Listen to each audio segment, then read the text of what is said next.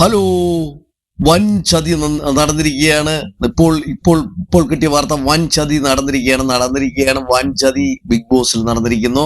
അതായത് നമ്മുടെ സായി കൃഷ്ണ അത് ഉള്ള കാര്യം, പുറത്തുള്ള എല്ലാ കാര്യങ്ങളും നമ്മുടെ ജാസ്മിനോട് വിളിച്ചു പറഞ്ഞു. ജാസ്മിൻ അങ്ങനെ കരച്ചിലും വിളിച്ചിലുമായിട്ടിരിക്കുകയാണ്. എല്ലാ കാര്യങ്ങളും ഇപ്പൊ വിളിച്ചു പറഞ്ഞിരിക്കുകയാണ്. വൻ ചതി, ചതിയാണേ.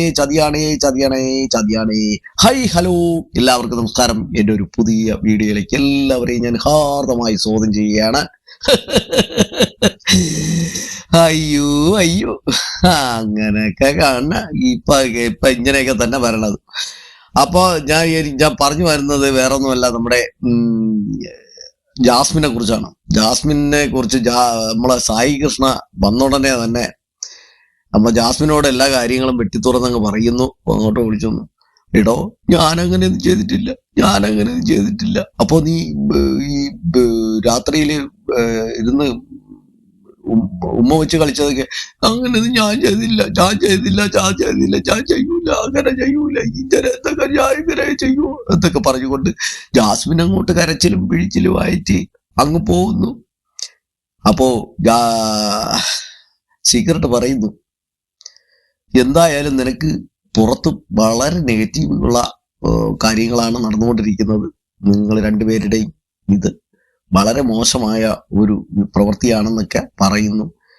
എനിക്ക് വയ്യ. പിന്നീട് നമ്മളെ ജാസ്മിന്റെ ആ കുട്ടിയുടെ കൺട്രോൾ അങ്ങ് വിടുക. അത് എന്താണ് ചെയ്യണത്, ഏതാണ് പ്രവർത്തിക്കണതെന്ന് പോലും അറിയാത്ത രീതിയിൽ പാവം അങ്ങോട്ടടി ഇങ്ങോട്ടടി അങ്ങോട്ട്, പിന്നെ ക്യാപ്റ്റനും കൂടിയ അങ്ങനെ തുടങ്ങുന്നു. പക്ഷേ ഞാനത് കണ്ടു മനസ്സിലാക്കിയെടുത്തോളം അത് ഒരു കുട്ടി ഫുള്ള് ആക്ടിങ് ആണ്. കാരണം വെച്ചാൽ പെട്ടെന്ന് കരയും പെട്ടെന്ന് ചിരിക്കും. അതെന്താ, സങ്കടം ഉണ്ടെങ്കിൽ നമുക്കൊരു സങ്കടം കാണില്ലേ മുഖത്ത്? ഇല്ല, പിന്നെ സങ്കടമൊന്നും ഇല്ല. പിന്നെ ഹാപ്പി ആയിട്ട് കുറച്ചു നേരം കഴിഞ്ഞിട്ട് പിന്നെ കെപ്രിയെ ഒറ്റയ്ക്ക് കിട്ടുമ്പോ നമ്മുടെ അങ്ങോട്ട് കരച്ചിൽ, ചിരി ചാവാൻ കൊള്ള ഇവരുടെ കാര്യങ്ങൾ. കാരണം ഞാൻ കേട്ടു, എന്നിട്ട് പറഞ്ഞു ഞാൻ ഒരു കൊച്ചു കുട്ടിയാണ്, 23 വയസ്സേ ഉള്ളെന്ന്. 23 വയസ്സായ ഒരു കുട്ടിയാണോ? ആണല്ലോ. ഇപ്പൊ 23 വയസ്സാകുമ്പോൾ ഇപ്പൊ സംഗതി എന്ന് പറഞ്ഞാൽ 18 വയസ്സാകുമ്പോൾ കല്യാണം കഴിഞ്ഞ് പോകുന്ന പിള്ളേരാണ് ഇഷ്ടംപോലെ കൂടുതലുള്ളത്. 23 വയസ്സാകുമ്പോൾ 5 വർഷം കഴിഞ്ഞ് 5 വയസ്സിന്റെ ഒരു കുഞ്ഞിന്റെ അമ്മയാവാനുള്ള പ്രായമാണ്. അപ്പൊ ഒന്നും അറിഞ്ഞൂടാന്ന് പറയരുത്, എനിക്കൊന്നും അറിയില്ല എന്നൊന്നും പറയരുത്. പ്രത്യേകിച്ചെന്ന് പറഞ്ഞാൽ താങ്കൾ ഒരു യൂട്യൂബ് നടത്തുന്ന ആളും ഇതൊക്കെ നടത്തുന്ന ആളൊക്കെ.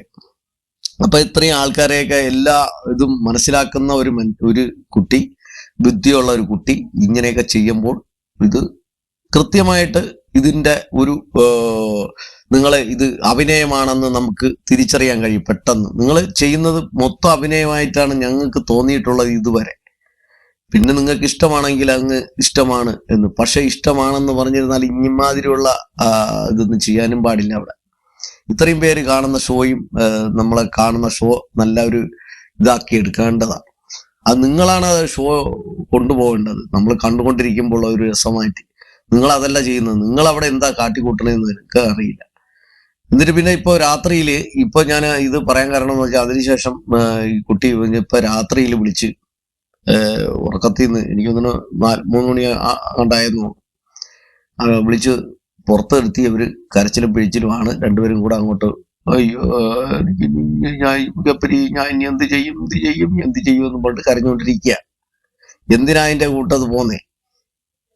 ഇതെല്ലാം ഞാൻ ആ കരച്ചിൽ കാണുന്നതും എടുക്കുന്നതും ഒക്കെ കാണുമ്പോൾ എനിക്ക് അഭിനയമായിട്ടാണ് തോന്നുന്നത്. ആ അഭിനയം നമ്മൾ ഒരിടത്ത് നിൽക്കുമ്പോൾ അതിൻ്റെതായ ഒറിജിനലായിട്ട് നിൽക്കൂ, അഭിനയിക്കേണ്ട. ഇത് കാണുന്നവർക്ക് ഇനി നിങ്ങൾ ചിലപ്പം ഒറിജിനലായിരിക്കും, പക്ഷെ നമ്മുടെ കണ്ണിൽ കാണുമ്പോൾ അത് ഒറിജിനലായിട്ട് തോന്നുന്നില്ല. അതാണ് വരുന്ന വ്യത്യാസം. അപ്പൊ ഇത് കണ്ടപ്പോ എനിക്ക്, കാരണം ഈ കുട്ടി ഇങ്ങനെ കാണിക്കണമ്പോ ഞാൻ കുട്ടിയോട് പറയാണ്, നിങ്ങളെ അച്ഛനും അമ്മയൊക്കെ വിഷമിച്ചിരിപ്പുണ്ടാവും എന്തൊക്കെയായിരുന്നല്ല. ഇപ്പൊ ഈ കാണുന്ന നമ്മളെ ഈ കുടുംബക്കാരൊക്കെ കാണുന്ന ഷോയാണ്.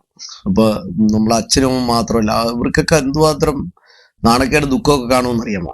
അപ്പൊ അച്ഛനും അമ്മയൊക്കെ ഒന്ന് ഓർക്കാൻ പോലും നിങ്ങൾക്ക് സമയം കിട്ടുന്നില്ലല്ലോ എന്നുള്ള ഒരു ഇതുള്ളൂ. ആ വേട്ടാവളിയും പായലിനെ വിട്ടുക. അപ്പൊ അവന്റെ കാര്യം നോക്ക്. അവന് ആരെങ്കിലും ഒരാൾ എപ്പോഴും ചെവരി ചാറി നിൽക്കണം, ആരുടെയെങ്കിലും ചെവരിൽ. അങ്ങനെ നിൽക്കുന്ന ഒരു പയ്യനാണ്. അങ്ങനെയുള്ള ഒരു ആളുമായിട്ട് എന്തിനാ കുട്ടി വെറുതെ ജന്മം പാഴാക്കണ്ട. ഇപ്പൊ ഇത് കണ്ടപ്പോ എനിക്കൊരു വീഡിയോ ചെയ്യണമെന്ന് തോന്നി, അങ്ങനെ ചെയ്തതാ. അപ്പൊ ഒരുപാട് നന്ദി, എല്ലാവർക്കും ഒരുപാട് നന്ദി. താങ്ക് യു വെച്ച്. കാരണം സബ് ചെയ്യാത്തവരുണ്ടെങ്കിൽ സബ് ചെയ്യുക. നമുക്കിനി ഒരു പുതിയ വീഡിയോ ആയിട്ട് ഉടനെ തന്നെ വരാം. Thank you very much.